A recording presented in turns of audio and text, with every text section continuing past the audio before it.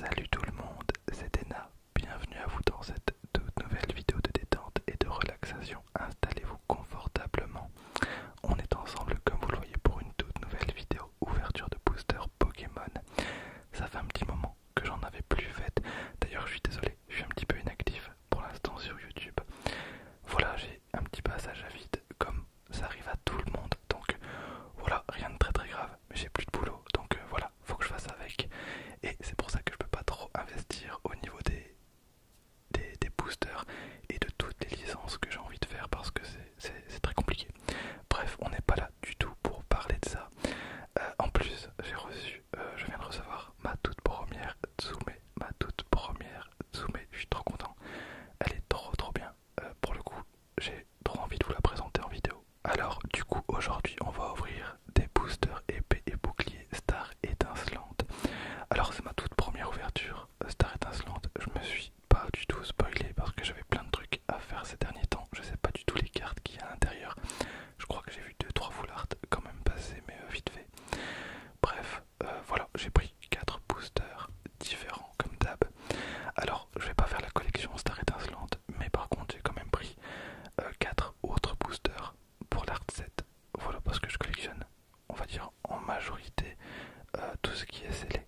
Alors, il n'y aura pas de question pour un champion d'arène aujourd'hui parce que j'ai vraiment pas eu le temps. Par contre, bien joué à tous ceux qui l'ont trouvé la dernière fois. Donc, c'était Scarbrut. Il n'était pas forcément très facile à trouver. Donc, vous serez tous affichés. Bien joué à tout le monde. Bien joué. Et à la fin de cette vidéo, il y aura possiblement de l'inaudible parce que vous avez été beaucoup à apprécier la dernière fois. Et c'est parti directement. En tout cas, j'espère que vous allez bien.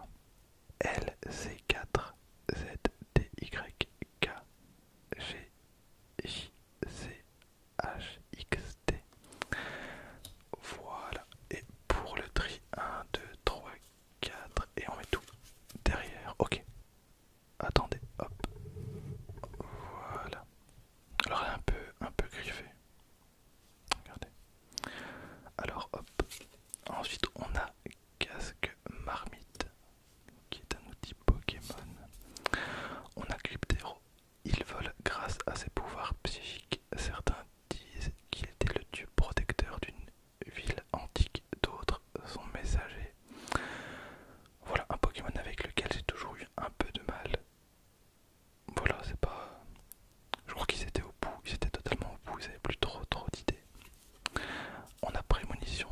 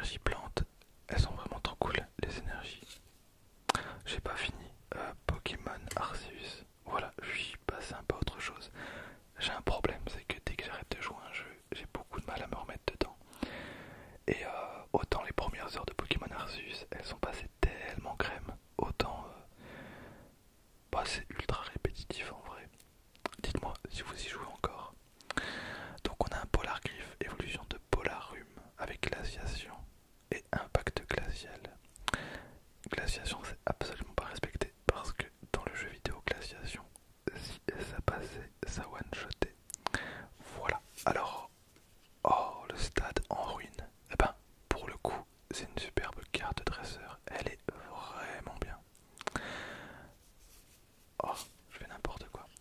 On a Luxio avec éclair. En reliant sa queue à celle de ses congénères, il peut recevoir leur énergie électrique et lancer des décharges encore plus puissantes. Les pâtissiers connaissent tous ce vieil adage. Quand Crémy apparaît, le succès est assuré. La carte elle est très très sympa. Son corps étrangement structuré a la faculté de réagir à l'électricité. Il évolue lorsqu'il croise un escargome. Ah oui, je me rappelle. Je m'en rappelle, on a un Mélofée. Qu'est-ce que j'ai pu jouer aux versions, à ces versions Pokémon. C'est noir et blanc, je pense. Pour moi, c'était la pire version noir et blanc, vraiment. D'accord. D'accord, on a Caraclé avec balayage jambier. Caraclé, Caraclé. Alors ensuite on a Geniti à coup dur. Elle est pas terrible, Geniti, mais on a les trois différents. Est-ce qu'il y en a que 3 ou il y en a 4? Je ne sais plus, je pense qu'il y en a 4. Non, il y en a que 3. Non, il y en a 4, je sais plus. Donc on a Geniti. S'il perd sa cape au combat, il en tisse rapidement une nouvelle avec ce qui lui tombe sous la main. Un petit Pokémon de base avec 60 PV. Et on termine avec une holographique et c'est une carte de dresseur. On a Ordre du Boss. Voilà.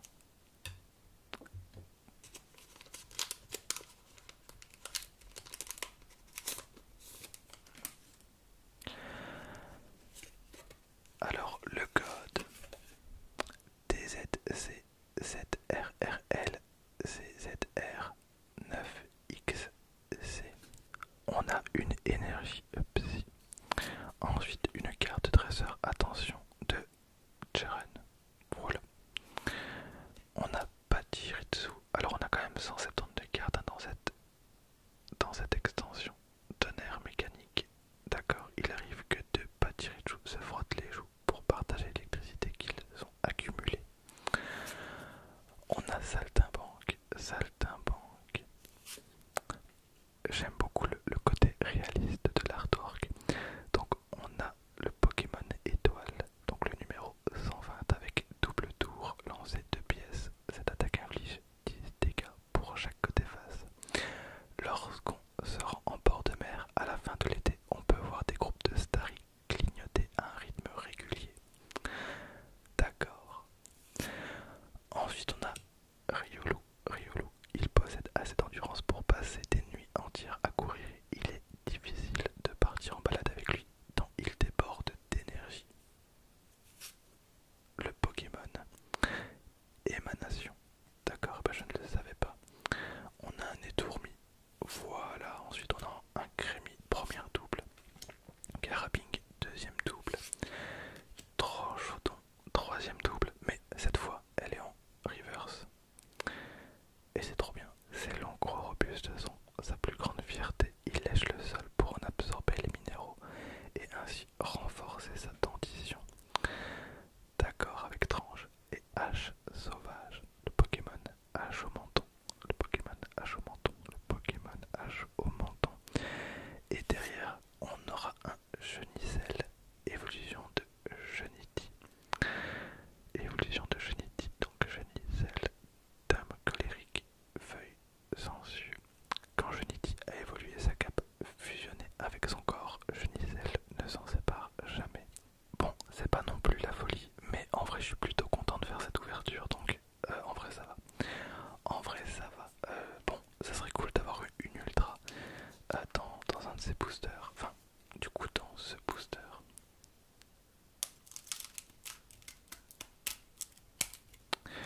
On va voir si Dracofeu va me porter chance.